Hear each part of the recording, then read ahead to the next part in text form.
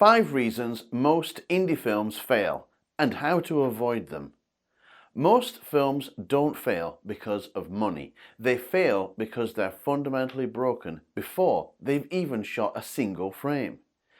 If you're making or planning on making an indie film, this matters because once you're on set, it's too late. The mistakes that kill films happen at the idea and script stage, not in the edit. I've made a feature film myself and I've seen exactly where things go wrong. 1. The wrong idea. Most indie films start with the wrong concept. Too big, too many locations, too many characters, too dependent on things you don't control. Don't set it in a public park without knowing that you can control it. You're going to try and make a studio film but without the studio.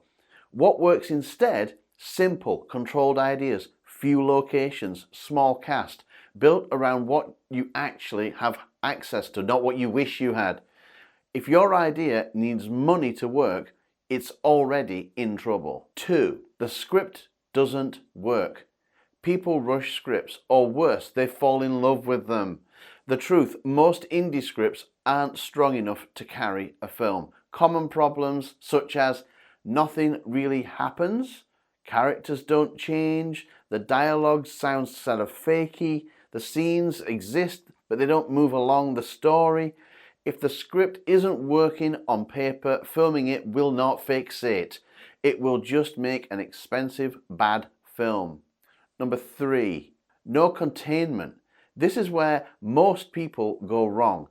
They ignore constraints instead of using them. A strong indie film is designed around limitation.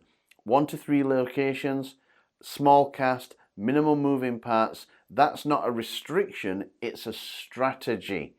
When everything is controlled, the performance and the story take over. Number 4, bad casting. People cast based on availability, not ability. Or they cast friends. That kills films. Even a simple film needs believable performances, and if the acting doesn't work, nothing works. You don't need stars, but you do need people who can carry the scenes.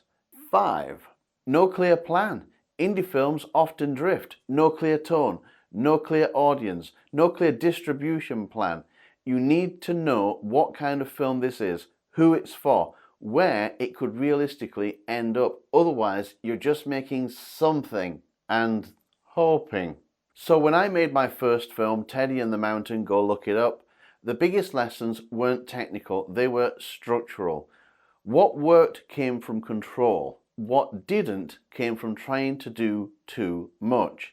That's the pattern I see again and again and again. So, if you want your indie film to work, start with the right idea. Make the script solid, keep it contained, cast properly, know what you're making and why. Do that and you're already in front of most people. Ignore it and you'll likely end up with a film that never really had a chance and probably won't make any sense. If you want, I'll break down exactly how to build a controlled film from scratch in my next video. Have a look for it around here somewhere.